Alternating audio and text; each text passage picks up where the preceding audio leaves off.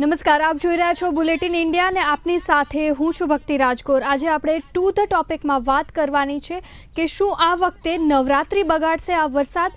રાજ્યમાં બિપોરજોય વાવાઝોડું તો પસાર થઈ ગયું છે, પરંતુ તેની માઠી અસર હવે રાજ્યના વાતાવરણમાં જોવા મળી રહી છે। ત્યારે અંબાલાલ પટેલ સહિત હવામાન નિષ્ણાંત દ્વારા આગાહી કરવામાં આવી છે તે મુજબ આ ચોમાસું સામાન્ય રહેવાની શક્યતા છે અને વરસાદ ખેંચાવાની શક્યતા પણ વ્યક્ત કરવામાં આવી રહી છે। તો બીજી બાજુ ખેડૂતો કાગડોળે વરસાદની રાહ જોઈ રહ્યા છે। મહત્વનું છે કે ત્યારે હવે ક્યારે વરસાદ આવશે અને જો પાછોતરો વરસાદ આવશે તો શું આ વખતે પણ નવરાત્રિ બગાડશે વરસાદ, તે જ સવાલ થઈ રહ્યો છે। ત્યારે આ જ બાબતે ચર્ચા કરવા માટે આપણી સાથે જોડાઈ ચૂક્યા છે પરેશ ગોસ્વામી, હવામાન નિષ્ણાંત। પરેશભાઈ, આપનું સ્વાગત છે। નમસ્કાર પરેશભાઈ, જે રીતે અત્યારે સમાચાર સામે આવી રહ્યા છે અને જે રીતે હવામાન નિષ્ણાંત અંબાલાલ પટેલ સહિત તમામની આગાહી સામે આવી છે, હવામાન વિભાગે પણ આગાહી કરી છે કે બિપોરજોય વાવાઝોડું તો આવ્યું, પરંતુ તે વાવાઝોડું આવ્યા બાદ તેની આફ્ટર ઇફેક્ટ જે છે તે રાજ્ય ઉપર ખૂબ જ ખરાબ જોવા મળી રહી છે। તેના લીધે ક્યાંક ને ક્યાંક જે ચોમાસાની સિસ્ટમ હોય તે ખરડાઈ ચૂકી છે। શું લાગે છે, શું આપનો મત છે, કઈ રીતે વરસાદની સિસ્ટમ આ વખતે રહેવાની છે?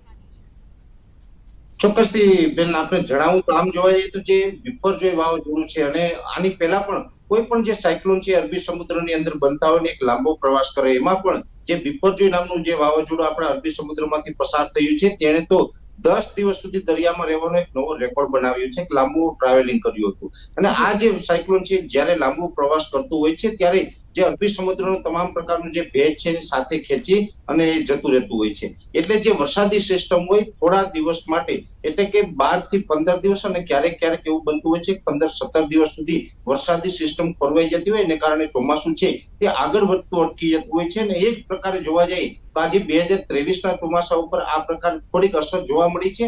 અત્યારે જે છેલ્લા ઘણા દિવસથી ચોમાસું છે તે સ્થિર જોવા મળી રહ્યું છે। આમ તો જ્યારે બિપરજોય વાવાઝોડું છે તે 6 જૂનના રોજ જે કેરળથી પશ્ચિમ તરફ આનું જે એક ઉદ્ભવન સ્થાન હતું ત્યાં એ લોકેશન ઉપર જ્યારે એક મજબૂત ડિપ્રેશન બની અને ડીપ ડિપ્રેશન બાદ એ 6 તારીખ આસપાસ જે બિપરજોય સાયક્લોનનું સ્વરૂપ લીધું ને ત્યારથી જે આગળ વધતું હતું, ત્યારથી જે નૈઋત્યના ચોમાસું છે તે આમ જોવા જઈએ તો 2023 ની અંદર સમય કરતા એક અઠવાડિયું કેરળની અંદર લેટ આવ્યું છે। હવે એની અંદર પણ એવું હતું કે આમ તો છેલ્લા ઘણા દિવસથી કેરળની અંદર વરસાદો જોવા મળતા હતા, પણ જે નૈઋત્યના ચોમાસાના જે 3 ક્રાઇટેરિયા છે એ ત્રણેય ક્રાઇટેરિયા ફૂલફિલ ન થવાને કારણે ચોમાસાની જાહેરાત નથી થઈ। ત્યારે સૌ પ્રથમ વખત મારે ટેકનિકલી આપને સમજાવવાનું છે બેન કે જે નૈઋત્યનું ચોમાસું કેરળમાં બેસે એના જે ક્રાઇટેરિયા શું છે, તો કે જે ટોટલ કેરળની અંદર 14 સેન્ટર નક્કી કરેલા છે, જેની અંદર કોચી હોય, તિરુવનંતપુરમ છે, એર્ણાકુલમ છે, રામેશ્વરમ છે વગેરે। આ 14 સેન્ટરમાંથી 50% કરતા વધારે સેન્ટરની અંદર સતત 2 દિવસ સુધી 2 મિલીમીટર કરતા વધારે વરસાદ પડવો જોઈએ। બીજો ક્રાઇટેરિયો છે OLR।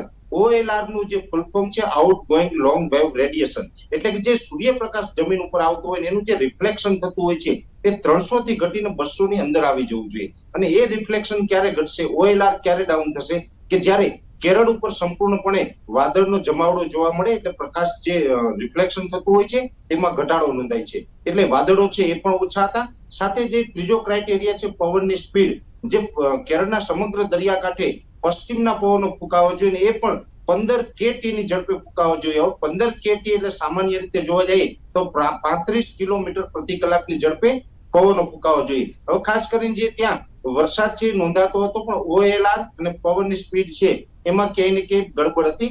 ત્યારે બિપરજોય વાવાઝોડું જ્યારે બન્યું ત્યારે વાવાઝોડાના કારણે પણ કેરળના દરિયાકાંઠે પવનની સ્પીડમાં વધારો થયો હતો ને એ ક્રાઇટેરિયા ફૂલફિલ થઈ અને એક અઠવાડિયું લેટ પણ કેરળની અંદર ચોમાસાની જાહેરાત કરવામાં આવી। ત્યારથી પછી ધીમે ધીમે જે નિયત પ્રમાણે જે રેગ્યુલરીના નિત્યક્રમ પ્રમાણે ચોમાસું આગળ વધતું એમાં આગળ વધ્યું। આજની તારીખે જોવા જઈએ તો ગોવાથી ઘણું આગળ નીકળી ચૂક્યું છે, મહારાષ્ટ્રના અમુક ભાગોને કવર કર્યા છે, પણ હા એક ચોક્કસથી છે કે જે આ બિપરજોય વાવાઝોડું તેની અસરને કારણે આ એક કમજોર ચોમાસું છે તે આગળ વધી રહ્યું છે અને એક નબળું ચોમાસું છે। જ્યાં પણ વરસાદ પડે છે એ જૂન મહિના દરમિયાન જે વરસાદો પડવા જોઈએ સામાન્ય કરતા ટકાવારીની દ્રષ્ટિએ વરસાદો ઓછા નોંધાઈ રહ્યા છે। પણ હવે જે બંગાળની ખાડી અને જે અરબી સમુદ્ર, આ બંને જે રસ્તાઓ છે આપણા માટે ચોમાસા માટે સારા સમાચાર લઈને આવતું હોય છે. અત્યારે જોવા જઈએ તો જે અરબી સમુદ્ર છે એ વિપર્યય વાવાઝોડું પસાર થઈ ગયા પછી એકદમપણે નિષ્ક્રિય હતું ને હવે લગભગ 24 થી 36 કલાકની અંદર અરબી સમુદ્ર છે એ પણ સક્રિય થાય તેવી શક્યતાઓ છે.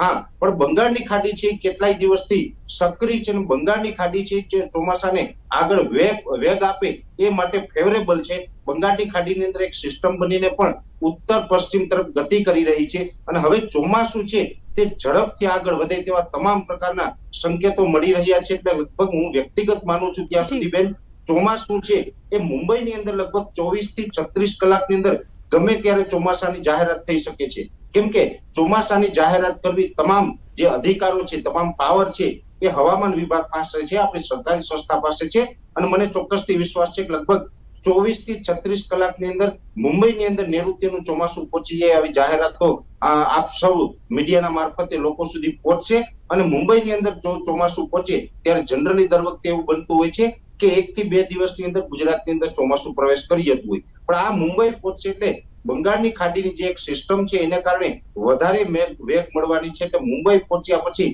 માત્ર 12 થી 15 કલાકમાં ચોમાસું છે તે ગુજરાત પહોંચશે. એટલે ચોમાસું જયારે ગુજરાતમાં પહોંચે એટલે ગુજરાતમાં જે ચોમાસાનું મુખ દ્વાર કહેવાય છે, એનો પ્રવેશ દ્વાર છે એ છે વલસાડ જિલ્લો અને વલસાડ જિલ્લાથી સૌ પ્રથમ ચોમાસાની શરૂઆત થઈ જશે. આજની તારીખે જોવા જઈએ તો આજે પણ રાજ્યના અનેક વિસ્તારોની અંદર છૂટાછવાયા ઝાપટાઓ જોવા મળ્યા છે બેન, પણ આ ઝાપટાઓ છે નૈઋત્યના ચોમાસું ન ગણી શકાય. આ એક પ્રકારે પ્રી મોન્સૂન એક્ટિવિટીના ઝાપટાઓ જોવા મળ્યા છે. જેવી રીતે આપણે 10 તારીખ, 11 તારીખ, 12 તારીખ, 13 તારીખ આ જે જૂન મહિનાની 10 તારીખ થી લઈ અને 15 તારીખ સુધી જે રાજ્યની અંદર વરસાદ જોવા મળ્યા હતા એ માત્ર વાવાઝોડાના વરસાદ હતા. આજની તારીખથી જે ઝાપટાઓની શરૂઆત થઈ છે એ પ્રી મોન્સૂન એક્ટિવિટીના ઝાપટા છે અને આ ઝાપટા છે હજી આવનારા 2 દિવસ સુધી જોવા મળશે.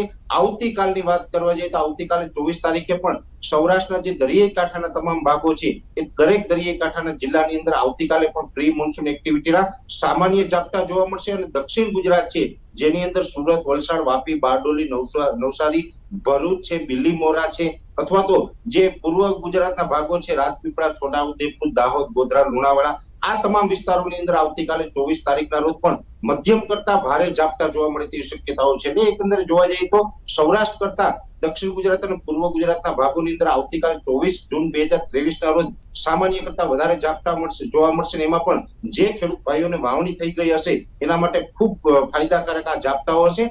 24 અને 25 એમ 2 દિવસ સુધી ભારે ઝાપટા જોવા મળશે અને મેં આપને જણાવ્યું એમ બેન કે 24 થી 36 કલાકમાં નૈઋત્યના ચોમાસાની મુંબઈની અંદર જાહેરાત થશે તો લગભગ એની સાથોસાથ 25 કે 26 તારીખમાં ગુજરાતમાં પણ એની જાહેરાત થઈ શકે છે. એટલે ચોમાસું છે હવે ગુજરાતના દ્વાર ખટખટાઈ રહ્યું છે, બહુ દૂર નથી, એટલે કોઈ ચિંતા કરવાની જરૂર નથી. અને જેવી રીતે આ ચોમાસાની શરૂઆત થશે અને મેં હમણાં વાતમાં તમને થોડી વાર પહેલા જણાવ્યું એમ કે બંગાળની ખાડીની અંદર એક સિસ્ટમ બની અને ઉત્તર પૂર્વ તરફ ગતિ કરી રહી છે, એ સિસ્ટમ પણ ગુજરાતમાં થઈને જશે. જનરલી એવું બનતું હોય છે કે બંગાળની ખાડીની જે સિસ્ટમો બને છે એ ઉત્તર પશ્ચિમ તરફનો જે એનો કર્વ હોય છે એ મધ્યપ્રદેશ સુધી ઉત્તર પશ્ચિમ તરફ ચાલતી હોય છે, ત્યાંથી પછી રેગ્યુલર દર વર્ષે જેનો રૂટ છે મધ્યપ્રદેશથી ઉત્તર તરફ જાય એટલે રાજસ્થાનના ભાગો, ઉત્તર પ્રદેશના ભાગો, મધ્યપ્રદેશથી જે ઉત્તરના ભાગો છે તમામ ભાગોને લાભ મળતો હોય છે. પણ છેલ્લા ઘણા વર્ષથી ક્લાઇમેટ ચેન્જ છે એને કારણે બંગાળની ખાડીની સિસ્ટમો છે એ પણ ગુજરાત તરફ આવે છે અને આ વખત પણ ઘણા પરિબળો એવા છે કે બંગાળની ખાડીની સિસ્ટમ છે એ ગુજરાત તરફ આવશે. એમાં બે હું તમને પેરામીટર જણાવું બેન. એક તો ઓમાન અને ઓમાનનો અખાત એ તરફ એક મજબૂત સાયક્લોનિક સર્ક્યુલેશન એટલે કે જે હવાનું જે દબાણ બનતું હોય છે એ ચુંબકની જેમ સિસ્ટમને ખેંચવાનું કામ કરતું હોય છે, આકર્ષવાનું કામ કરતું હોય છે, એ પણ સાયક્લોનિક સર્ક્યુલેશન બને તેવી શક્યતાઓ છે. અને પાકિસ્તાનના અમુક ભાગો અને રાજસ્થાનના ભાગો ઉપર એન્ટી સાયક્લોન જેવું એક હવાનું દબાણ પણ છે ને એ પણ આ સિસ્ટમને ગુજરાત સુધી પહોંચાડવામાં મદદ કરે. એટલે ઘણા બધા વૈજ્ઞાનિક દ્રષ્ટિએ જોવા જાય તો અમુક પેરામીટરો સંકેત આપી રહ્યા છે. એ મુજબ બંગાળની ખાડીની સિસ્ટમ છે એ પણ 26 તારીખથી ગુજરાતમાં વરસાદના રૂપમાં જોવા મળશે ને એ સિસ્ટમ છે એ જેવી રીતે કોઈ પણ વરસાદી સિસ્ટમ બને છે બેન તો સૌપ્રથમ એ લો પ્રેશર હોય એ વધારે મજબૂત થાય ત્યારે વેલમાર્ક લો પ્રેશર બને છે ને વેલમાર્ક લો પ્રેશર છે વધારે મજબૂત બને ત્યારે ડિપ્રેશન બને ને ડિપ્રેશનમાંથી ડીપ ડિપ્રેશન સુધી જતું હોય છે. અને જો કોઈ ડીપ ડિપ્રેશન છે એ વધારે મજબૂત બની જાય તો એ સાયક્લોન બની જતું હોય છે. પણ જે સાયક્લોનની સિઝન છે એ તો હવે પૂરી થઈ ગઈ. વિપર્યય વાવાઝોડું છે એ હવે આ જે પ્રી મોન્સૂન એક્ટિવિટી થતી હોય અથવા તો જે પ્રી મોન્સૂન સાયક્લોન હોય છે એનું આ છેલ્લું સાયક્લોન આપણે ગણી શકાય. હવે જો કોઈ પોસ્ટ મોન્સૂન સાયક્લોન બને એટલે કે ચોમાસાના અંતમાં જે નવેમ્બર અથવા તો ડિસેમ્બર છે, ઓક્ટોબર મહિનામાં જે સાયક્લોન બનતા એ બને તો વાત અલગ છે, પણ ચોમાસા દરમિયાન હવે કોઈ સાયક્લોન ન બને. હવે આ ડીપ ડિપ્રેશન છે એ જ ગુજરાત ઉપર આવશે એટલે બંગાળની ખાડીની જે સિસ્ટમ છે એ ડીપ ડિપ્રેશન બનીને ગુજરાત ઉપર આવે તેવી શક્યતાઓ છે. એ અત્યારના ટ્રેક પ્રમાણે જોવા જાય તો એ સિસ્ટમ ગુજરાત ઉપર આવશે તો 27 જૂન થી લઈને 3 જુલાઈનું જે સેશન હશે એ સેશનમાં ગુજરાતની અંદર ભારેથી અતિ ભારે વરસાદ જોવા મળશે, પવન સાથે અને ગાજવીજ સાથે તોફાની વરસાદો પણ હશે બેન. અને એ વરસાદની અસર છે એ જે પૂર્વ ગુજરાતના ભાગો હોય અથવા તો મધ્ય ગુજરાતના ભાગ છે, ઉત્તર ગુજરાતના ભાગ, કચ્છના અમુક વિસ્તારો છે, સૌરાષ્ટ્ર છે, દક્ષિણ ગુજરાત છે, લગભગ ગુજરાતના 50% થી લઈને 70% વિસ્તારને વધારે પ્રભાવિત કરશે. અને હું તો એવું પણ માનું છું કે જેવી રીતે અત્યારે સિસ્ટમ જે પ્રકારે સંકેતો બતાવી રહી છે અને અત્યારે જે અમારું અનુમાન છે એ જ મુજબ જો ઇન્ટેન્સિફાઈ થઈ અને ડીપ ડિપ્રેશનના રૂપમાં જો આ સિસ્ટમ ગુજરાત ઉપરથી પસાર થશે તો ગુજરાતમાં અમુક વિસ્તારમાં એવા પણ વરસાદ પડશે કે જ્યાં એનડીઆરએફ ની ટીમને ઉતારવી પડે અને આપણે જે વાવાઝોડાની અંદર તંત્રએ સતર્ક રહીને કામ કર્યું હતું એવું જ કામ જો હવે આ સિસ્ટમની અંદર પણ કરવું પડે એવો ભારે વરસાદ છે એ પણ નોંધાય તેવી શક્યતાઓ છે. એટલે ખાસ કરીને બેન ચોમાસું છે તે નજીકના સમયની અંદર ગુજરાતમાં સારા વરસાદો લઈને આવી રહ્યું છે. અહીંયા લગભગ હું માનું ત્યાં સુધી ગુજરાતના ખેડૂતોએ હાલ પૂરતી કોઈ ચિંતા કરવાનું કારણ મને દેખાતું નથી બેન. જી ચોક્કસ પરેશભાઈ, હાલ પૂરતી ગુજરાતના ખેડૂતોએ ચિંતા કરવાની જરૂર નથી, પરંતુ જે ચોમાસું એના નિર્ધારિત સમય કરતાં થોડો મોડો આવ્યો છે તો શું પાછળ સુધી વરસાદ ખેંચાઈ શકે એવી શક્યતા ખરી? અને જો પાછળ સુધી વરસાદ ખેંચાય છે તો ક્યાં સુધી અને તેની અસર નવરાત્રી ઉપર કેટલી થશે? શું કામ કે છેલ્લા 4-5 વર્ષથી આપણે જોઈએ છે કે 2-3 નવરાત્રીઓ સુધી વરસાદ પડતો હોય છે અને તેના લીધે નવરાત્રી પણ જે પ્રિય હોય છે લોકોની એ ગરબા પણ નથી ઘૂમી શકતા. તો શું નવરાત્રી ઉપર કઈ અસર થશે આ વખતે? બેન ચોક્કસથી મારે એમનો જવાબ આપને આપવો છે. પહેલા તો હું આપને જણાવી દઉં ચોમાસું ચોક્કસથી આ વર્ષે થોડું લેટ છે. હવે જરૂરી નથી કે લેટ હોય ત્યારે લેટ ચાલે, પણ હા એક પરિબળ અત્યારે મને જે દેખાઈ રહ્યું છે એ એવું છે કે આ વર્ષે આઈઓડી છે એટલે કે ઇન્ડિયન ઓશન ડાયપોલ છે એ પોઝિટિવ ફેઝમાં રહે એને કારણે ઘણી વખત આઈઓડી પોઝિટિવ હોય ત્યારે ચોમાસું લાંબુ ચાલતું હોય છે અને આ વર્ષે પણ આઈઓડી પોઝિટિવ ફેઝમાં જણાય તેવી શક્યતાઓ છે એટલે કદાચ થઈ શકે છે. પણ મારે મહત્વનું વિચારવાનું એ છે બેન કે જો અત્યારે જે વાવેતર થઈ રહ્યા છે મોટા ભાગે આ વર્ષે જોવા જઈએ તો ગુજરાતમાં ઓરવેલા વાવેતર કરતા જે વાવણીના વરસાદના અથવા તો આ જે વિપર્યય સાયક્લોનને કારણે વરસાદો થયા છે એટલે મગફળી અને જે કપાસો છે મોટા ભાગના ખેડૂતોએ છે લાંબા ગાળાની વાવી છે એટલે મોટા ભાગના ખેડૂતોને એ વરસાદ છે અસર નહીં કરે.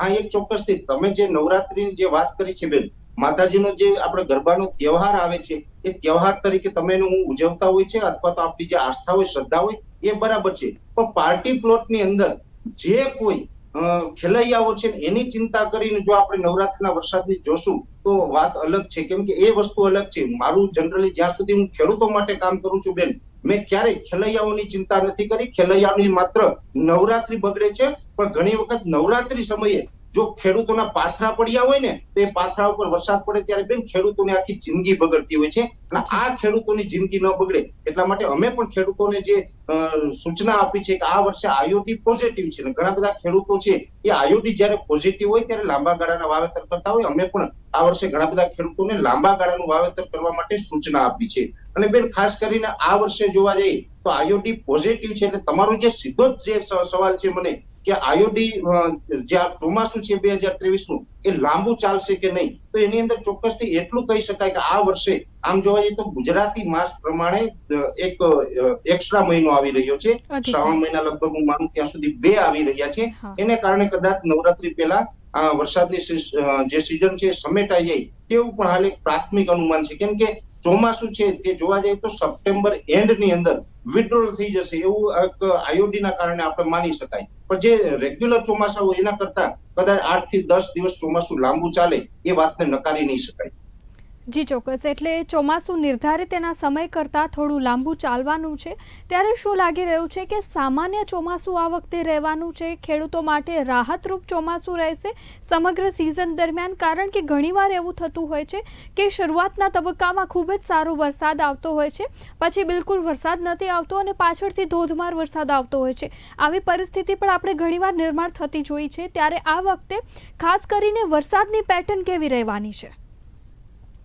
આમ જોવા જઈએ તો બેન, વરસાદની પેટર્ન છે એ રાબેતા મુજબની રહેશે. જેવી રીતે અત્યારે જે જૂન મહિનાના છેલ્લા દિવસોની અંદર, એટલે કે 27 જૂનથી મેં આપને થોડી વાર પહેલા જણાવ્યું એમ કે બંગાળની ખાડીની સિસ્ટમને કારણે ભારેથી અતિભારે વરસાદની શક્યતાઓ છે. એ વરસાદની સિસ્ટમ પસાર થઈ ગઈ પછી જુલાઈ મહિનામાં પણ અત્યારના જે અમારા અમુક જે પેરામીટરોના આધારે જે અમારું પ્રિડિક્શન છે એ મુજબ જોવા જઈએ તો જુલાઈ મહિનામાં ખેડૂતોને પાણીની વ્યવસ્થા થઈ ગઈ અને એક સારા વરસાદો થાય, ડેમ બધા તમામ છે ઓવરફ્લો થઈ ભરાઈએ, એવા વરસાદો પણ જુલાઈ મહિનામાં જોવા મળશે. આ એક ચોક્કસથી છે કે છેલ્લા 3 વર્ષથી બેન એવું બનતું હતું કે વરસાદ છે રાબેતા મુજબ થતા હતા, વચમાં કોઈ ગેપ આવે કે ખેડૂતોએ પોતાના પાકને પાણી પીવડાવવું પડે એવી પરિસ્થિતિ નિર્માણ નથી થઈ, એવું નથી જોવા મળ્યું. પણ આ વર્ષે કદાચ ચોમાસા દરમિયાન એકાદો ગેપ જોવા મળશે અને હું માનું ત્યાં સુધી એકાદો ગેપ જોવા મળે તો એનાથી કોઈ ચિંતા કરવાની જરૂર નથી. ખેડૂતો છે એક પાણી કદાચ પાવું પડશે તો પાઈને પણ એ ચોમાસુ પાક છે તૈયાર કરી લેશે. પણ એકંદરે ચોમાસું જોવા જાય તો લગભગ 94 થી 95% ચોમાસું જોવા મળે તેવી શક્યતાઓ છે. આમ જોવા જઈએ તો જે ચોમાસાના માપદંડ હોય છે બેન, જ્યારે પણ આ વર્ષે પણ જે હવામાન વિભાગ હોય, સ્કાયમેટ છે, બીજી પણ અલગ અલગ સંસ્થાઓએ ચોમાસાની એક એવી જાહેરાત કરેલી હતી કે આ વર્ષે ચોમાસું છે તે સામાન્ય રહેશે. હવે આ સામાન્ય ચોમાસું રહેશે એવું લોકો સાંભળે એટલે લોકોના મનમાં એવું વિચાર આવે છે કે સામાન્ય એટલે એકદમ નોર્મલ છે, આ વરસાદ બહુ વધારે નથી થવાના. ત્યારે અહીંયા આપણે એક સમજવાની વાત છે કે એવું નથી હોતું. સામાન્ય ચોમાસું એટલે સારું ચોમાસું ગણાય છે, જેને આપણે 96% થી લઈ અને 106% સુધીના વરસાદો જે વર્ષે નોંધાતા હોય એને સામાન્ય ચોમાસાની કેટેગરીમાં મૂકવામાં આવે છે. અને જો 96% કરતા વરસાદ ઓછા પડે તો એ સામાન્ય કરતા નબળું ચોમાસું હોય. 106% કરતા જો વરસાદ વધી જાય તો સામાન્ય કરતા વધારે વરસાદ પડે એવું આપણે ગણવામાં આવે છે. છેલ્લા ઘણા વર્ષથી એવું બને છે કે ગુજરાતના લગભગ 50% કરતા વધારે જિલ્લાની અંદર સામાન્ય કરતા વધારે ચોમાસું હતું, જેને કારણે પણ ખેડૂતોએ નુકસાની ભોગવવાનો વારો આવ્યો હતો. કેમ કે સામાન્ય કરતા વધારે વરસાદ પડે ત્યારે ખેડૂતોના પોતાના પાકમાં ઓવરરેનને કારણે નુકસાની આવતી હોય. જો સામાન્ય કરતા ઓછું હોય ત્યારે બેન પાણીની ખેંચ પડે અને ખેડૂતોને આવકની અંદર ઘટાડો આવતો હોય છે. ત્યારે આપણે જણાવું કે આ વર્ષે 94 થી 95% સુધીનું જે વર્ષ અલગ અલગ જે આપણી સંસ્થાઓ છે એના દ્વારા અનુમાન કરવામાં આવે છે.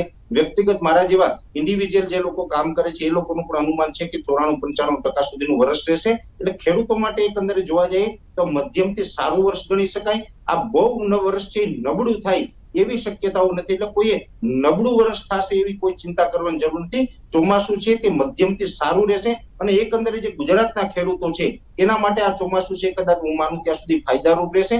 ચોમાસા દરમિયાન પણ એકાદો વરસાદ ખેંચાશે પણ સમયાંતરે વરસાદો થતા રહેશે, પાણીની વ્યવસ્થાઓ પણ થઈ જશે, ચોમાસું પાક વ્યવસ્થિત સારી રીતે લઈ શકશે અને શિયાળુ પાક છે એ પણ ખેડૂતોની એક મહત્વનો ભાગ રહે છે. ને શિયાળુ પાક છે એમાંથી પણ ખેડૂતો સારી આવક કરી શકતા હોય. એટલે આ વર્ષે શિયાળુ પાક થાય એટલું પણ પાણી આસાનીથી થઈ જાય તેવું હાલ એક અમારું પ્રાથમિક અનુમાન છે ભક્તિબેન. જી ચોક્કસ. એટલે પરેશભાઈ, ક્યાંક ને ક્યાંક બિપોરજોય વાવાઝોડાની થપડાટ જે ખેડૂતોને પડી છે એમાંથી કડ વળી જાય એ રીતની આ વખતે ચોમાસાની પેટર્ન રહેવાની છે ને, કે નુકસાનીની ભરપાઈ થઈ શકશે ખરી?